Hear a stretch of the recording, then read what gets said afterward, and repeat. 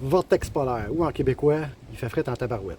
Ça, c'est poli, parce que ça, on va dire il fait fret en tabarn.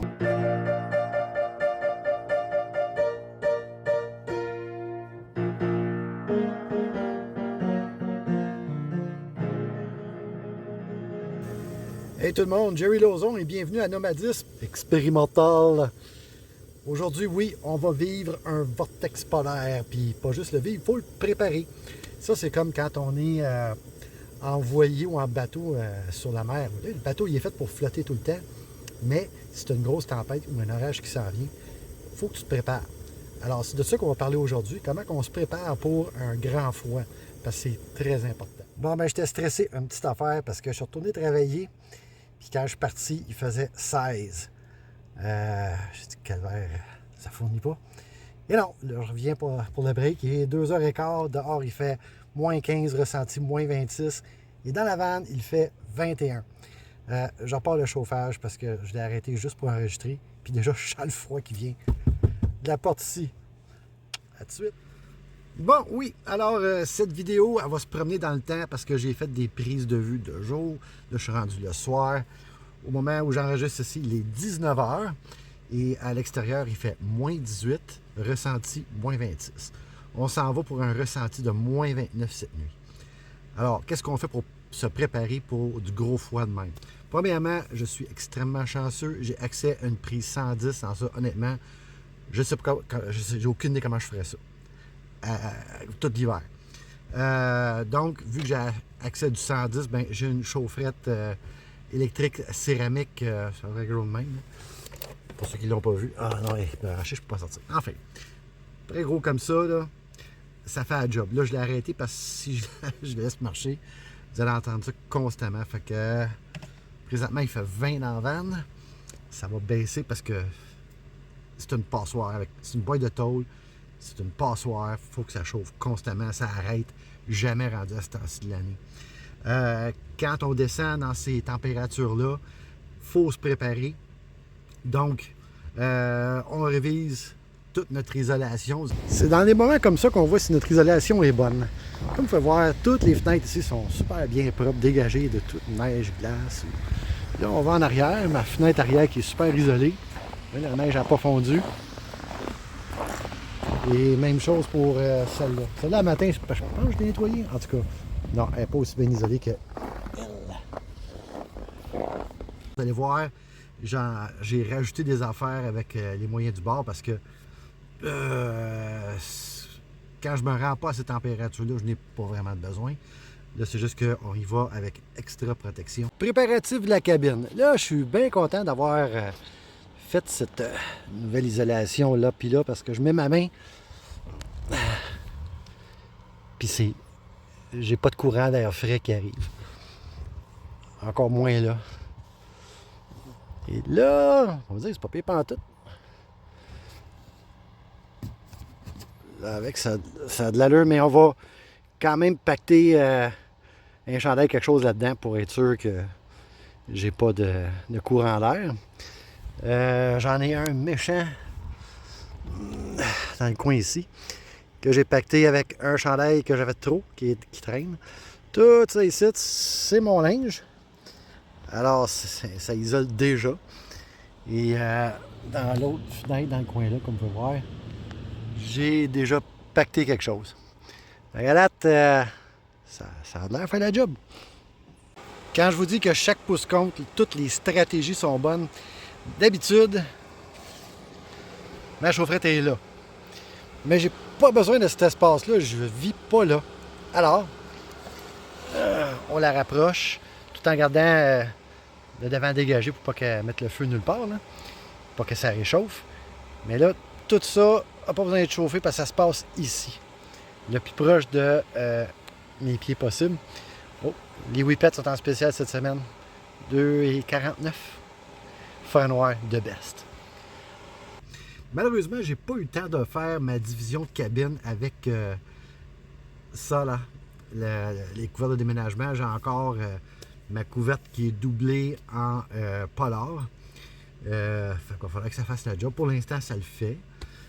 J'ai mon isolant au plafond qui fait la forme de la voûte, donc il n'y a pas d'air qui s'en va, d'air chaud, enfin pas beaucoup, qui va au poste de pilotage. On a besoin de chauffer ça.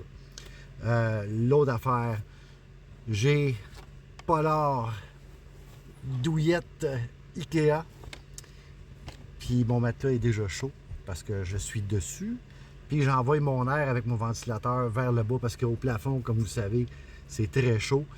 L'air chaud, bien, ça monte, c'est de la physique. Alors, pour l'amener en bas puis la faire circuler dans la vanne, j'ai mon ventilateur qui fonctionne. D'ailleurs, j'ai découvert, d'habitude, je le fais fonctionner à bas régime. Puis là, ça, je sais pas, j'arrivais pas à aller au-dessus de 20. Alors, je l'ai monté d'une coche à moyen régime. Il circule l'air chaud pas mal plus vite. Et là, j'ai vu une différence, il fait plus chaud. À part de ça, bon, je vais faire le tour parce que dans une situation de même, il faut avoir un plan B.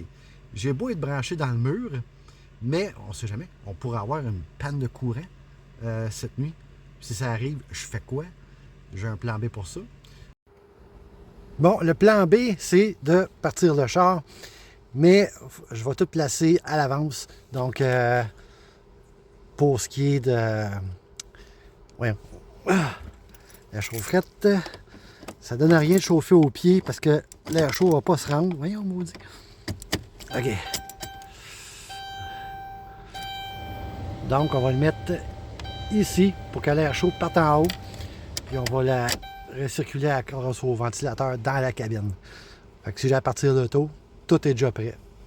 Lancé, ben, j'ai déjà, on m'a déjà offert que si j'étais mal pris de me pointer chez ma blonde. Fait que j'ai cette possibilité-là, mais je pense pas que ça va être le cas. Pour ce qui est du plan B, c'est de partir le char, mais il faut le préparer. Et il faut avoir assez d'essence.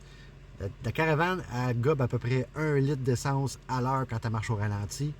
J'ai au-dessus de 35 litres dans le réservoir. Et j'ai, très important, mon détecteur de monoxyde de carbone.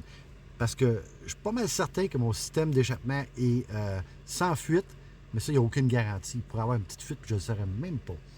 Alors, toujours avoir un détecteur de monoxyde de carbone dans la vanne ou dans votre véhicule, c'est un incontournable. OK, d'habitude, je vais garder une fenêtre ouverte pour la condensation. Si elle n'est pas ouverte au complet, on parle des fenêtres à l'arrière, je vais juste la débarrer pour qu'il y ait une petite affaire d'ouvert. Je ne sais pas si je vais faire ça cette nuit. Honnêtement, vous voyez, là, ça fait, je ne sais pas combien de minutes que je vous jase, ça fait 4 minutes, puis je sens déjà la température qui baisse. Ça fait que je reparte mon chauffage. Puis il y a d'autres petites stratégies à voir au niveau du placement du véhicule, du vent. L'affaire niaiseuse, là. Mais le jour, la nuit, ça ne marche pas. Le jour, peu importe le temps de l'année, s'il fait gros soleil, placez votre véhicule avec le côté le moins isolé vers le soleil, puis ça va faire une grosse différence. Hier, je pense qu'il faisait moins 14 dehors, puis dans la vanne, il faisait 3 degrés. Pas de chauffage, rien, juste avec le soleil. Fait que ça aide beaucoup. D'ailleurs, j'ai fait une vidéo au mois de novembre, là, j'avais pas de chauffage, rien, j'y allais juste avec le solaire, mais pour la chaleur. Enfin. Fait que je vous reviens là-dessus. Je vais faire la vidéo jusqu'à demain matin pour vous dire comment ça a été. Puis il va y avoir d'autres. On n'arrête pas là, je continue. Parce que là, je vais aller dans l'usine, j'ai des affaires à bisouner. Je vais revenir dans la vanne après, puis je vous tiens au courant de la température puis comment que ça se passe dans la vanne. Alors pour l'instant, ça va bien. 20 degrés dans la vanne. Je vais repartir de mon chauffage, comme traite là. Puis on revient tantôt. Bon, on a un ciel dégagé. On peut voir Mars. Et au son de mes pas, vous voyez que c'est froid en tabarouette. J'ai pas checké encore la température, on check quand on dit dans la vanne. Regardez quand je parle de condensation, là. C'est ça ici. Puis ça gèle par en dedans. On va voir ce qu'on est rendu à l'intérieur. Bonjour. Alors, il est 9h30. Il fait présentement dehors moins 19 avec un ressenti de moins 26. On annonce moins 23 avec un ressenti de moins 29 dans le milieu de la nuit. À là, dans la vanne, il fait 20 degrés et je suis très confortable. J'ai pas checké en dessous des couvertes. Ouais. C'est frais une petite affaire, mais du coup, je vais me mettre allongé un peu. commencer l'édition de cette vidéo-là, checker une coupe d'affaires, ça va être chaud, ce sera pas là. Il y a bien des gens qui ont fait des commentaires, des suggestions. On va te chercher une couverte chauffante. C'est pas un problème. En dessous des couvertes, numéro 1, la doudou de Ikea, haute température, fait vraiment la job. Plus mon polar que je mets par-dessus, c'est vraiment pas un problème. Le problème, c'est des fuites, des courants d'air qui rentrent, comme ici par la porte dans le coin, que j'ai bouché avec ça. Puis là, vous allez voir, il y a mon manteau dans le coin là pour emboucher un autre. Et j'ai placé de façon stratégique d'autres morceaux de linge que j'entoure en fonction de boucher ça. Fait que là, c'est ça. Fait que je vais m'occuper de ça. Puis je vous reviens avant le dodo, puis après m'avoir brossé là. Ah oui, une autre affaire que les gens ont suggéré, parce que je peux faire un salon en avant, de virer le siège de bord, juste de dévisser puis le revisser à l'envers. Je veux pas faire ça. Deux bonnes raisons. Ça va bloquer ma vue parce que tu peux pas le baisser au complet. Puis j'aime ça voir quand je conduis. L'autre affaire, bien finalement, il y en a trois. L'autre affaire, si je fais ça, je peux plus embarquer de passagers. Puis je veux me garder cette option-là. Et la troisième chose, c'est que derrière mon siège passager au sol, j'ai mon réservoir d'eau grise et mon réservoir d'eau noire, juste pour le numéro 1. D'ailleurs, s'assurer que ces réservoirs-là ont de la place, parce que tu ne veux pas gérer ce genre d'urgence-là avec de la température de même. D'ailleurs, numéro 2 a déjà été géré ce soir. Je suis correct pour le reste de la nuit. C'est toutes des petites affaires auxquelles il faut penser. C'est très important. Fait que, on va chiller un bout, puis j'en reviens. Il est 23 heures. Il fait présentement 22 dans la vanne. C'est chaud en masse. J'ai mis un t-shirt. Je garde des bas d'un pied. Parce que le maudit courant d'air que j'ai de la porte va probablement falloir que j'aille me chercher un troisième oreiller. Ça m'écoeure parce que les oreillers, ça prend de la place. Mais si j'aurais pu garocher un gros oreiller là, problème réglé. Fait que c'est sur ma liste. Je garde pas loin ma tuque, juste au cas, mais ça me surprendrait bien gros que je n'ai de besoin. En attendant, on va la foutre dans une craque pour qu'elle bouche un courant d'air. Ici sur le bord, où j'ai mon ouverture pour mon garde-robe, mon armoire si on veut, j'ai mon chandail, mes pantalons, tout mon linge pour demain matin. Pour que ce soit au chaud, puis en même temps, ça isole. J'ai plus de courant d'air à ce niveau-là. J'ai à portée de la main au cas où mes clés, parce que c'est pas le temps de les chercher si tout le chauffage arrête puis que faut que j'en parte ça. J'ai ma lampe de poche. Au cas où encore. Panne de courant, on ne sait jamais. Parlant de panne de courant, le vortex polaire, là, il descend jusqu'au Mexique. Et si vous êtes dans le sud, comme, je sais pas moi, à San Antonio, au Texas, où on est habitué d'avoir du 24 degrés pendant le jour, puis vous dites, ah ouais, mais moi je vais être correct. Parce que si vous dites qu'il faut faire entre, mettons, je me souviens pas, je pense entre 0 et moins 10. Ouais, pour nous autres, 0, moins 10, c'est comme whatever. Là. Le problème dans le sud des États-Unis, c'est que les infrastructures comme le système électrique, la distribution d'électricité, ben c'est pas une compagnie d'État qui gère ça en général.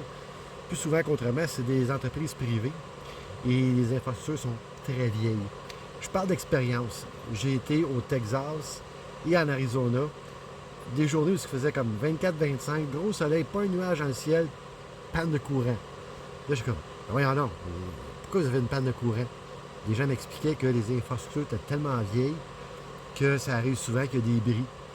Alors, si il y a une grosse demande d'électricité à cause du chauffage et autres, ben, vous êtes dans le sud-ouest, vous n'êtes pas à l'abri de panne électrique. Fait que quand ils annoncent un événement, un gros événement météo comme ça, faites vos prévisions avant que ça arrive. Parce que si vous n'avez plus rien, puis demain matin, vous arrivez pour acheter, puis que il n'y a pas d'électricité, ben, le magasin il est fermé puis il ne vend rien. Alors, pas parce que dans le sud-ouest qui fait tout le temps chaud. Je sais, je suis passé par là. En fait. Fait que là, je me couche, on se revoit demain matin, à date numéro 1. Puis là, vous êtes sur ma chaîne, là, ça fait peut-être un an que je roule ma chaîne. C'est pas mon premier rodéo, là. C'est ma 4e hiver au Québec, dans ma Dodge Caravan, branchée dans le mur, avec une petite chaufferette. J'étais pas organisé de même la première année.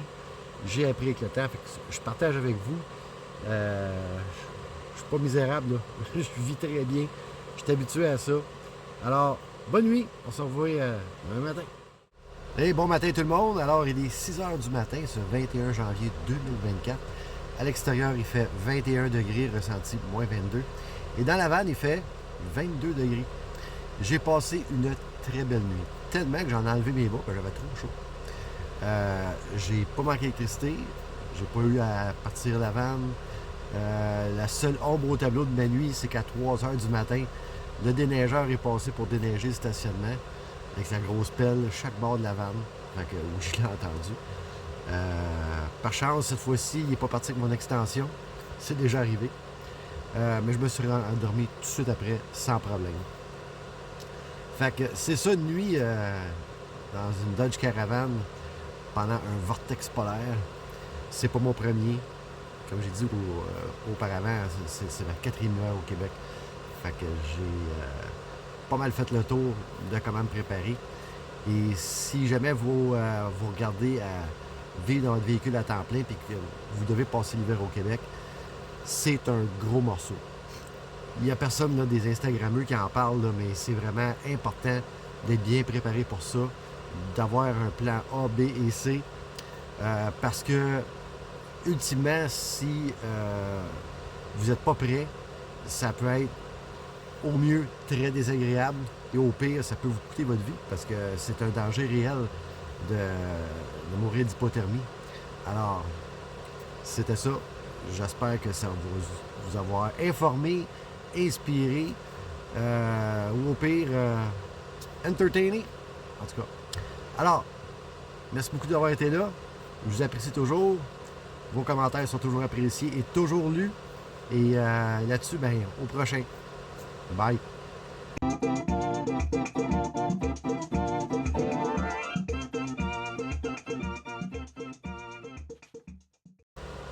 Petit secret de la van life en hiver. Aussitôt que tu rouvres une porte, en quelques minutes, tu perds la plupart de ta chaleur ou enfin une grosse partie. Ou ce que l'été, si tu veux évacuer les odeurs nauséabondes d'une flatulence, il va falloir que tu les laisses ouvertes comme une demi-heure et peut-être plus pour que ça parte tout. C'est à n'y rien comprendre.